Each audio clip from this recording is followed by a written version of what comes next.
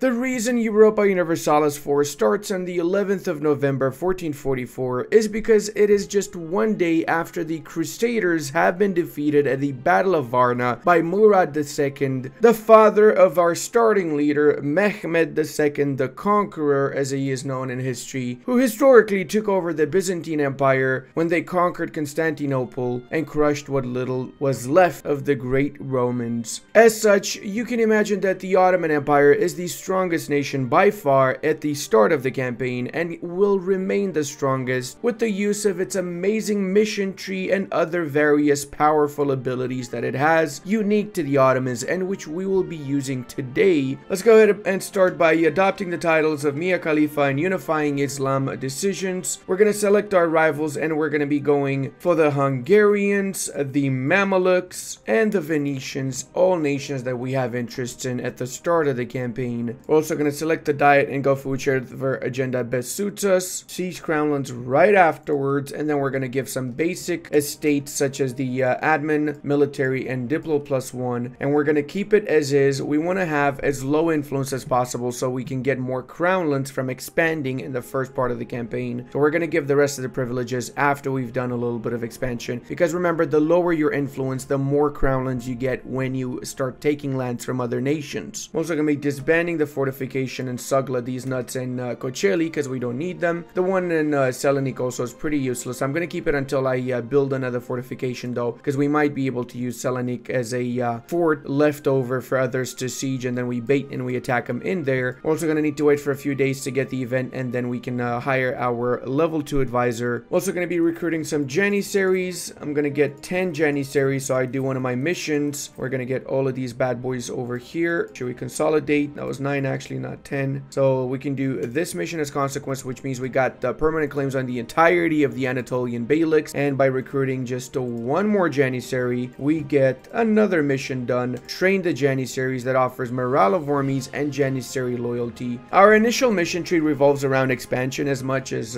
possible. So after we get 30 provinces that are Turkish in the Anatolian bits, we get even more permanent claims on the rest of Anatolia, which includes the Akoyunlu lands. Getting some galleys also will give us an admiral, and then that leads to the maritime presence mission. Establishing pashaliks will reduce the minimum local autonomy to +10 for pashas, and getting 2 generals and the event is going to give us permanent claims on the last of the Roman lands that we want to have. So we just need to get one more general. Boom shakalokos, and then we just got to wait for the event to trigger now, so let's unpause. Gonna get a few alliances, mostly with fellow Muslim nations whilst I'm at it now. And what the hell, we can actually ally the French. Okay, I'll take it. I'll actually take the alliance with the French. That is just... I can ally the Pope? What? These guys also have a friendly attitude towards me. Okay. Better yet, I'm gonna ally Bohemia, which is gonna help me out against the Austrians when the time comes. And I'm also gonna revoke the guarantee that I have on Ragusa. There we have it. The victory over the Varna Crusade. Peace has fallen over the Balkans with the defeat of the Christians at the Battle of Varna. Our dearest Sultan's father, Murad, answered his son's call to arms to defend us against these invaders. And as such, we get 25 power projection, 100 splendor, and we can do our mission now. Boom shakalokidons. Permanent claims on all of these bad boys over here, which means that in just a few days I can attack the Byzantines. Let's go ahead and set Constantinople as the target, and let's go and push in towards them. Gonna take out the Byzantines, and then we're gonna move in and take out Epirus so we can consolidate our Balkan holdings. Afterwards we push into the Anatolian and so on. And I'm actually thinking of doing a little bit of a war in Granada to vassalize them so I can start expanding around these parts afterwards. This is just horrible to see. The Byzantines are getting their asses handed to them. I mean, it is what it is, unfortunately. Pretty historical gameplay right there, boys. Now, you're probably wondering, why didn't you get the guns already? Well, that's because I want to get the guns after I hire Urban. So, Urban is a Hungarian that historically provided the great bombardier cannons to the Ottoman Empire that helped bring down the walls of Constantinople. And by hiring him, we get artillery cost minus 100% 1% for 10 years, which means we get free artillery for the 4 artillery pieces that we get from this particular mission. That's why I didn't just recruit a regular advisor. Unfortunately, this event where we get urban is a little bit RNG, so we just gotta wait until it happens, unfortunately. So go ahead and scornfully insult the Mamelukes, so we get 10 power projection, and as such we get above 50 power projection, which means we get +1 of each mana points afterwards. We also want to do this mission here, defeat the Mamelukes. So by taking 6 provinces within the Palestinian bits, we're going to be able afterwards to turn the Mamelukes in the second war against them into a eyalet by just holding on to the capital of Cairo. That's it. All we got to do is just occupy Cairo, and then we get it as an eyalet from an event, so we just circumnavigate a massive amount of AE in the process. We also want to do another mission which requires that we get 150 relations with the Crimeans and ally them, namely Crimean Destiny, which allows us to essentially ensure that they will choose to become our vassal or tributary. And there we have it. The siege engineer Urban would like to join our royal court as an advisor. Of course, we shall hire him. There you go. Totally worth it. Let's go ahead and actually make him our military advisor,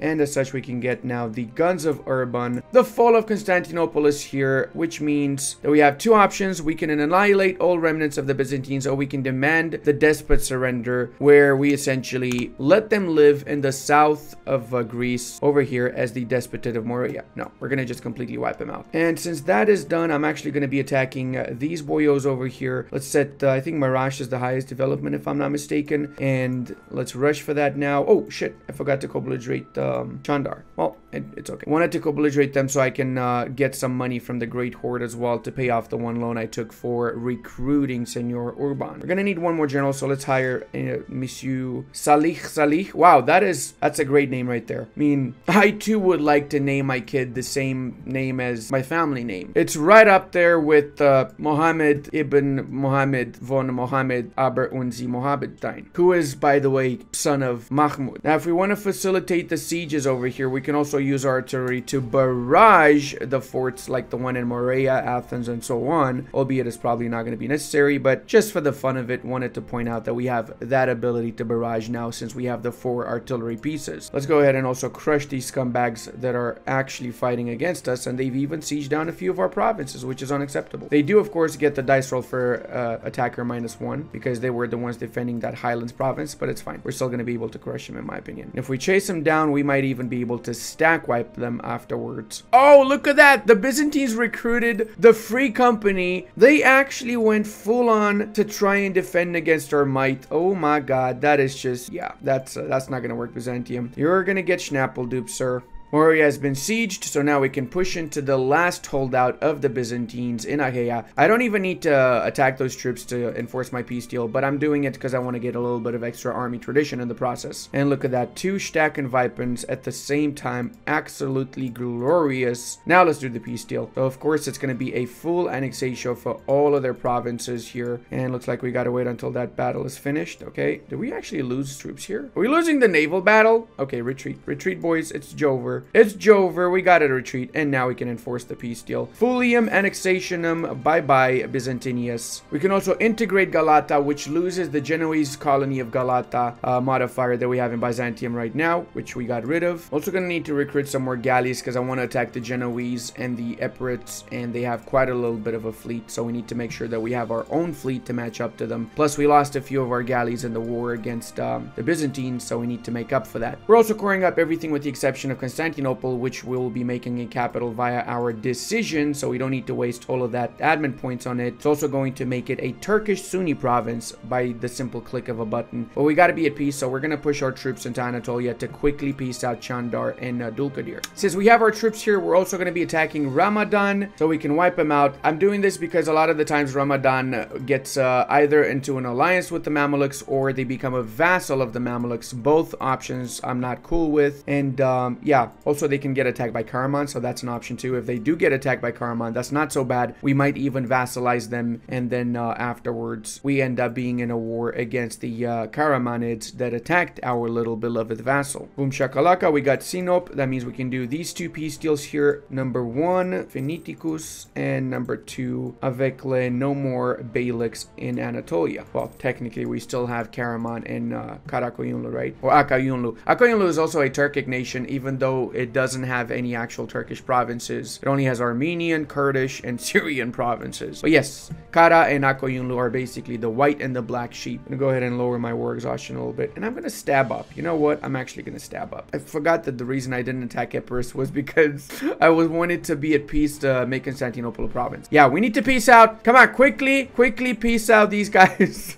We need to be at peace, people. All right, we didn't even barrage that, and we already got the walls down, which means our cannons are gonna make short work of that province. Let's go back into the Balkan bit now, since we need to start the war with the Epirites right after this is done. And of course, this is gonna go up to 57%. Why wouldn't it, really? Let's see, we can do the Crescent Fleet because we got the 10 galleys and this went up to 71%. I mean, come on, dude. Please actually fall, for Christ's sake. Finally, we got Adana kebab. So, Pisius Maximus. Arrivederci, Adana. All right, now we can do our decision. Beautiful. Make Constantinople the capital. Means we are now an empire alongside having made Constantinople a Turkic Sunni province. And it's going to be 0 autonomy since it is our capital, right? Also, make sure we lower autonomy in our provinces. Our autonomy has been slowly creeping up whilst we were in all those wars because of our lowered amount of crown lands. But now that we are at peace, we can lower the autonomy, and most importantly, let's check our crown lands. We went up to 11% crown lands from 5% in 2 years, by the way, by simply expanding into adjacent provinces. We're gonna still get more crown lands by taking the lands from Epirus,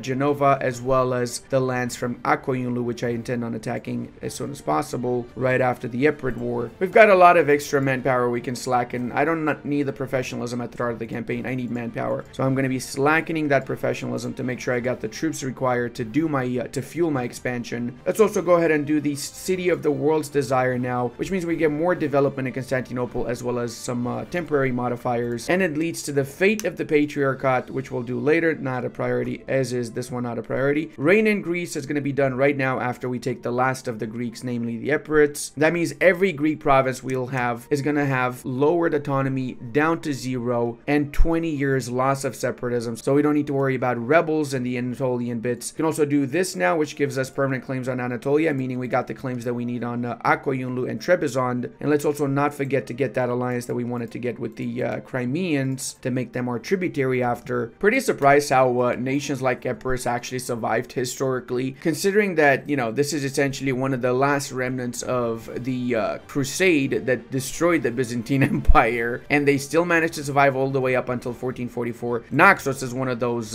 crusader states as well, albeit it fell under the Venetians, so technically it's not a crusader state. It's more of a crusader state with a change of management, I guess you could say. We need to get 60 trust with the Crimeans, so we're going to be currying favors in order to get these trusts. Right now we're getting 0.43 favors per month, which is quite a little bit actually. Basically means in just a couple of years we'll be able to get that trust up to 60. Can we get an F in the chat for the brave Epirites? I'm actually thinking of doing an Epirus video if you guys want me to do so. If, say, we get 5,000 likes on today's video and we get 20 comments in the comment section saying Epirate matters, then I'm gonna go ahead and I'm gonna show you how to destroy the Ottomans as the smallest, most insignificant of nations here, Epirus. Time that we teach these Genoese boyos a lesson. How dare you have islands next to my great nation, huh? How dare you, you scumbags? We do suffer from an excessive amount of rebellions, but nothing we cannot take care of, obviously. And now let's go ahead and wipe out the entirety of the Genoese army. Also, guys, I'm gonna go ahead and I'm gonna use and abuse the eyalet mechanics. So as you guys know, the Ottomans can form eyalets. How do you do that? Well, easiest way is to just get a spy network. Once you have 30 in a nation that is below 150 development, you can justify invasion, and then you can turn that nation into an eyalet. So it's a good idea to sometimes break nations apart, like for example break Hungary apart and then justify invasion, invade, turn them into an eyalet, and just use eyalets to absolutely conquer the world. I'm gonna go ahead and I'm gonna take Corsica as punishment for the Genoese's insolence of, you know, existing, and also I'm taking Corsica so I can attack Aragon afterwards. I really would like to take their islands as soon as possible. And that being said, we can also do our peace deal with Epirites now, which in turn means we have just reined in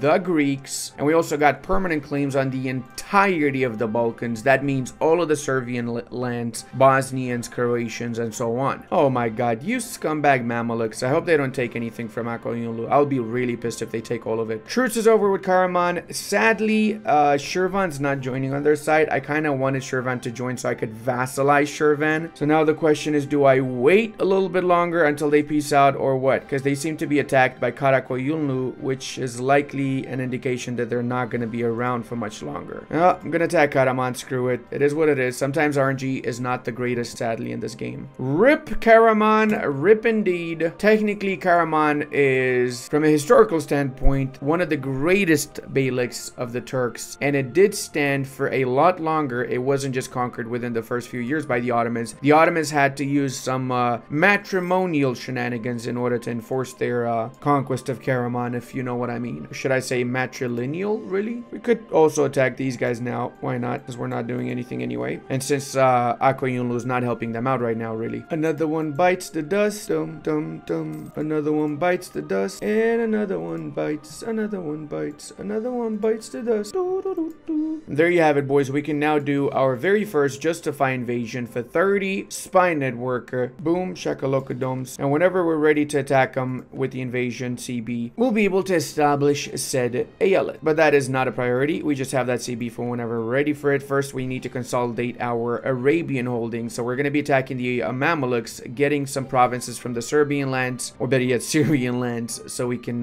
get the eyalet of Mamluks afterwards. Wait, even Hisan Kaifa attacked Akoyunlu for real, guys? Wow. Oh! Oh!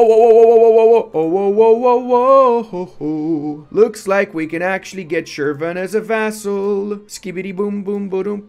We're gonna have to fight a jam for that. Oh, do we really need to? Is it less than 50? Yes, it is. So we don't even need to co-belligerate Shirvan, and we can still make them a vassal. So let's go ahead and do that now. Attackius Maximus. Send some of these other troops over to Shirvan. So with Shirvan as our vassal, it means that we have one more province that we need to unify Islam, namely the province of Dagestan. Plus, we can attack provinces adjacent to Shirvan afterwards, and even make those provinces a part of our empire if we need to. Trebizond, also historically speaking, was the last of the Roman holdouts, because technically the Empire of Trebizond was as much the Roman Empire as the actual Byzantine Empire was, since the dynasty that ruled in Trebizond was the dynasty that was in charge of Byzantium prior to the Latins conquering and destroying the Byzantine Empire, which later was restored by the Empire of Nicaea, and as such the Palaiologos came into power there. But the holdouts of the Komnenos was in Trebizond, which lasted, I think, a good couple of decades more than the fall of Constantinople. Finally, we got the Fate of the Patriarchate mission event, which allows us two options. We can either be lenient towards the Patriarchate, or we can end them. We're going to end them because I want to get the extra development of Constantinople and the money and everything else that comes alongside it. I'm not tolerant like the Ottomans historically were. In order to do this mission, we just need to get 2 agendas from the ulama completed and give them 4 privileges. So it's fairly easy to do. Now, getting Shirvan and Akoyunlu as our vassals means that we can also give out the most prestigious and greatest of privileges, the strong duchies. And now I'm also going to give the rest of the privileges for that matter, because I've got enough crownlands, 15%. Plus, we can seize crownlands after we get rid of the one rebellious province that we have here. We actually send units to get rid of them. So we're going to be at peace for a little bit, give out those privileges, and then after, we're going to declare on the Mamluks and start taking and munching into their lands. So these are the privileges we're giving out to the ulama and the other 2 estates. The dhimmis were also giving the dhimmi autonomy. I'm not giving anything to the Janissaries just yet, because as we progress in the campaign, the Janissaries are going to be a little bit more of an issue, and it's going to be significantly harder to get rid of the privileges we give them. Also, seeing as I'm very low on manpower right now, I'm going to be relying a little bit on mercenaries for the war against the Mamelukes. Oh, snaps. We got 1 stability. Hell yeah, I'm taking that. Okay, let's see how many rebels we get now. Oh, yeah, baby. Alright, that's actually pretty good because we got most of our rebels next to our army, so we don't need to worry about them actually gaining any footholds. That being said, we up to 20% crownlands in just the first few years, despite having given the +1 mana privileges as a massive nation, right? Also, we can do 1 more invasion against the Georgians. We got the trust also with the Crimeans, so let's go ahead and click this. This basically means that whenever they get the event, they will become our vassal. It's a guarantee now. It's not a question of how many times you're gonna alt F4 to make sure that they become your tributary or vassal. It's time, boyos. It's time for the reconquest of Urfa. And as such, we be attacking over here. We be real chillin' bingillin' against the Mamluks. Mamluks got 20,000 units in the field and 0 manpower, so they're gonna be a piece of cake to take out. And they're allied to Hisan Kaifa, which we will also be fully annexing for ourselves here, as these are rightful Akoyunlu claims our beloved vassal. You know, guys, as I'm recording this, I'm also eating pizza. pizza. Nice little pizza. And I'm watching The Bullet Train. It's a pretty freaking good movie, man. I mean, I heard of it from before. Didn't expect it to be that good, to be fair, though. See, if they actually reinforced this army, they would have probably won. But because they didn't reinforce, we won that, boys. We completely crushed them. Dude, if this doesn't fall again at 71%... Oh! Just imagine that my head exploded like a volcano right now, because that's exactly what's going on through my head. Like, actually, bro, how did this take so long to fall? There, we take revenge by wiping out the troops of Mamluks that were trying to relieve the siege of Karak. Yeah, boy. Alright, now we can also do Devshirni system, which gives us extra manpower, and the Devshirni mechanic ability. Speaking of abilities, this time we talk about the Decadence mechanics for the Ottomans. So the Decadence mechanics is a debuff that the Ottomans get, and at maximum Decadence, you can see here, we get tech cost plus 100%, idea cost plus 100%, reform progress growth minus 100%, and so on. It's really bad. Now, monthly, we get -1 Decadence decay. That's because we have the Rise of the Ottomans modifier. This goes away in the Age of Discovery is finished, so with the Age of Reformation, we need to actively fight the Decadence. Now, I want to know if you guys want me to do a second part of this campaign where we go into the Age of Reformation and we address the Decadence mechanic, and I show you guys how to fight against it, because it doesn't really affect the first age at all, so it's pretty much irrelevant. So if we say get 8,000 likes on this video, then I'll do the second bit where we play it off till, like, say, the 1600s or something of the sorts. Probably do a world conquest by the 1600s with the Ottomans too. And hey, don't forget to also subscribe if you enjoy the content. It would really mean the world to me. I'd really appreciate it. Now, since we have the Devshirni mechanics, let's go ahead and use them, shall we? We can use the Unrest -2, Devastation -0.05, and we lose 10% autonomy in provinces that are heathen provinces for just 49 admin points, as well as core creation cost -5%. That's pretty good. You can also get advisor cost -5%, a local advisor, and we can also get a manpower contribution plus 15% from our vassals. It's not that big now, but once we get our ALETs going, remember you got to scroll down below the Decadence mechanic. You have the Devshirni mechanic enacted with the tier 2 government reform. Let's see if we're able to do the peace deal with the Mamluks now. So I pretty much want this deal here. I'm taking the lands from His and Kaifa. I'm taking extra provinces from here so I can actually connect my areas, and so I can start expanding into the Arabian Peninsula, and that's it. Apparently I cannot take any money from them as well. That's fine. It's actually okay with me. Now this means that when the truce is over, we can attack them, occupy Cairo, and then we make the rest of the Mamluks our subject as an aeolate. Now, the way that I'm going to make sure that I don't have to wait for 15 years before the truce is over is I'm going to attack Cyprus. Now, Mamluks guarantee Cyprus, and as such, I'm going to be at war with the Mamluks again instantly right after this is done. And then we can just take money, and as such, we get like a 7 years truce rather than a 15 years truce. Now, we can also do Unify Anatolia, a day of celebration, and we get permanent claims on all of these lands. That's a lot of permanent claims. Holy shit. And also do Defeat the Mamluks is going to give us a lot of permanent claims, and we get the Ottoman invasion CB on the Mamluks, valid for 50 years. Plus, this leads to the deserts of Arabia that gives permanent claims on the Arabian bits too. Whatever the case, let's bring our troops back so we can restart the war against the Mamluks. And you know what else? I'm actually going to be recruiting the Grand Company here. Take care of my rebels. They're down to 4,000 soldiers. That's that is actually indeed. Means it's going to be a very quick war, boys. An insanely quick war. To make it even faster, we're going to barrage and screw it. I'm going to assault them too. I'm going to freaking assault them. Get the Capitalicum! 23% war score already. Can we get some money? There you go. That was an actual instant war against the Mamelukes. How was that like 5 months or some schnaps?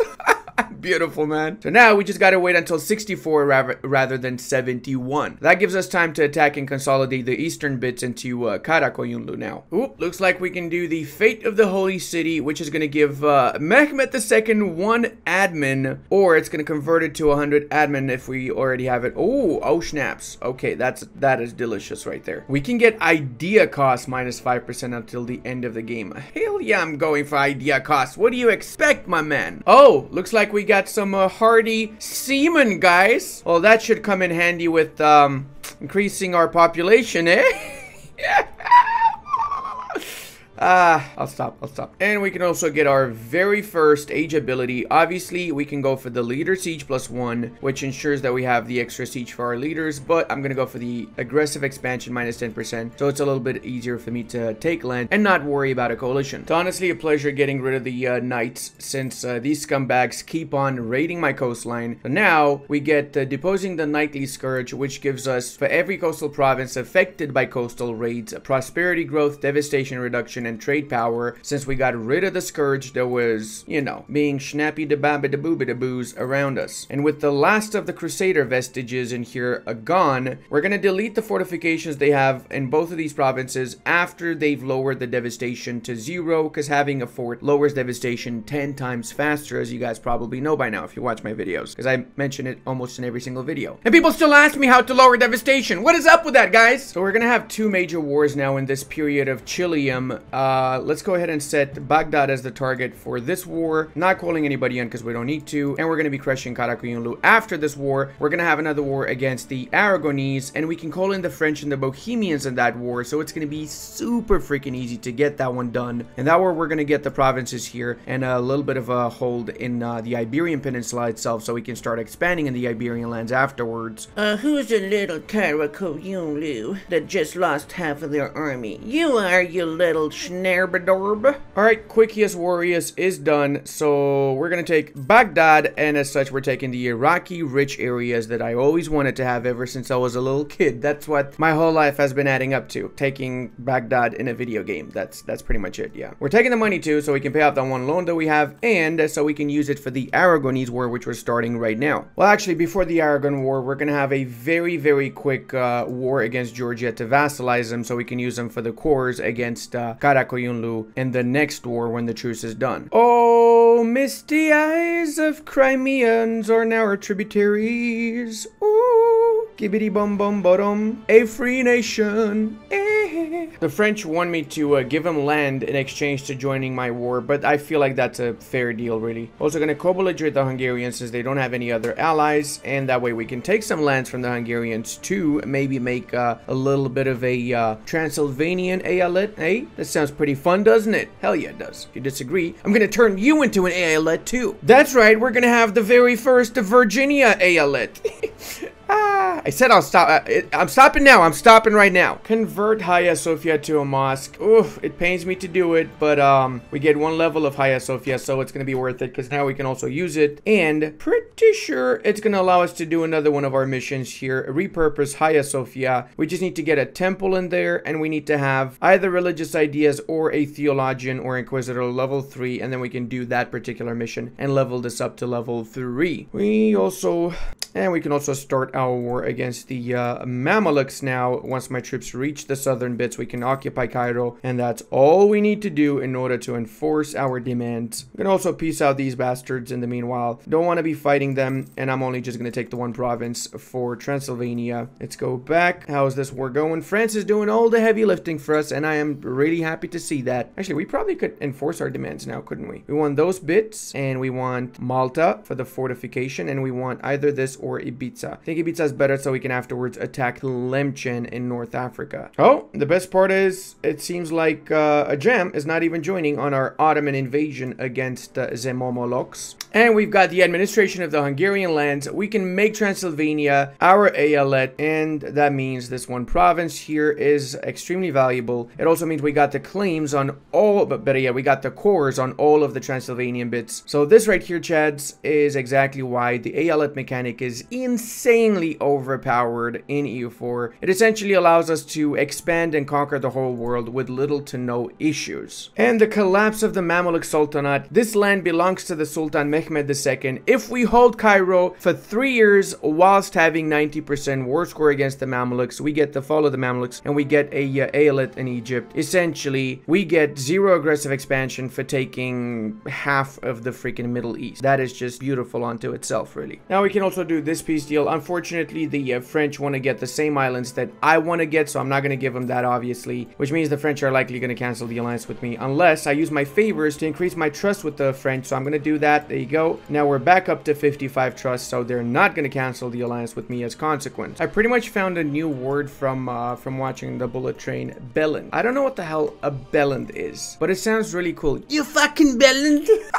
What does that even mean, man? Now, with the expansion into Tlemcen, we can also expand into the Iberian bits after, because we can diplo-vassalize Granada. They would be more than happy now, and as such, we can use their cores and then continue to expand into Castile. Plus, we are now bordering Morocco, so we can go into Ifni and grab the second to last province we need in order to restore the Ottoman Caliphate, right? Well, the Muslim Caliphate, really. And there you have it. A sound plan indeed. Let's end this war now with the Mamluks becoming a core eyalet of ours. Hot diggity dongalong, as they say in the lands of the Mamluks. They say that now. They got no choice about it. They have to say it. That does mean, unfortunately, that we have a truce with Syria, and it is a 5 years truce. So in 5 years, we can just attack and fully annex the Syrian bits. That's the downside of the Mamluks not having gone for the right option and not having integrated the Syrians prior to us attacking them. That being said, we can do subjugate Egypt, and we get for 20 years Ottoman invasion of Tunis. We canceled our alliance with the Tunisians a while back, so in 2 years when the truce is over, we can turn Tunis also into an eyalet, and then once we clean up Morocco, we essentially have all of North Africa within just like 7 years, which is insane. Another great government reform. The provincial government system is going to offer a lot of modifiers that will help us out, of course, and we're ready to do the next big war now against the Ajamis and most of the Arabian Peninsula, which are on the side of the Ajamis. So this way we start making our way towards Samarkand and get the rest of the stuff that we need from Arabia. Whilst at the same time, once we get the claim on Morocco, we're going to attack them too. Hopefully that's going to be before the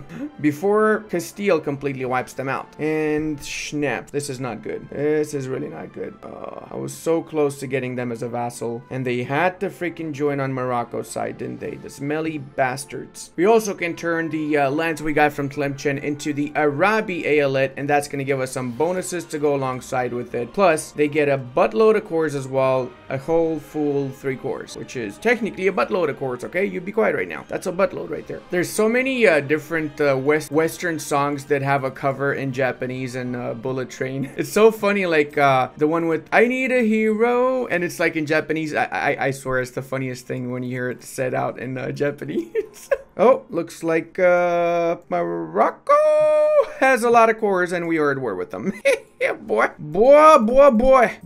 How am I going to reach that? Can I get military access from you? I can. Okay. We're Gucci, boys. Looks like we're going to get another vassalium. And then we can attack Sus and Marrakesh directly with the cores from our brand new vassal. Yeah, boy. Was that a little bit too many boys? I think it might have been a little bit too many boys. I also gotta admit that every time I attack Hassa, no matter what game, I always struggle to fully annex them for some reason, so they end up being Bahrain. So petition to just rename Bahrain to Hassa from now on, really. And now we just got an invasion CB on Tunis to make them also a core eyalet of ours. One of the issues with the Ottomans, and this is very historical, is that whenever our leader dies, the heirs kind of fight amongst each other to see, in general, in history, right? They fight amongst each other to see who's gonna be the next Ottoman top ruler. Well, the Ottomans had a solution for that. Once they decided which one of their sons was going to be the heir, they killed the other one. That's right. They slaughtered them. And we could do the same. It's going to cost us 2 stability, but it's going to be better than having other heir members set up,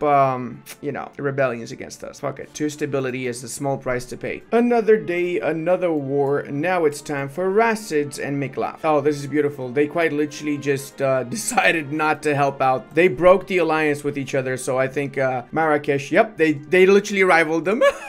Well, that's a free kill right there for me. Oh, yes, baby. Okay, let's see which one's the highest development. I think that might be Halab or Damask. Yeah, okay, Damask is the highest, so let's set up Damask as the target. We're gonna co-belligerate Biapas or not. We're not gonna co-belligerate Biapas. I take that back. Let's go. Let's go. Annexatio Syrianicus. Some would even call this serious business, eh? I'm just horrible. Now, by taking the coastline here, we ensure that we have the province we need in Muscat, and we have access to the Balochistan fun areas afterwards. I could take my syrup. I would need to wait for a little bit longer though. I kind of don't want to wait for that much longer, to be honest. I want to start integrating the schnapps right now. So let's go with it as it is. Don't know, man. I think like the situation in Sus is it's a little bit suspicious.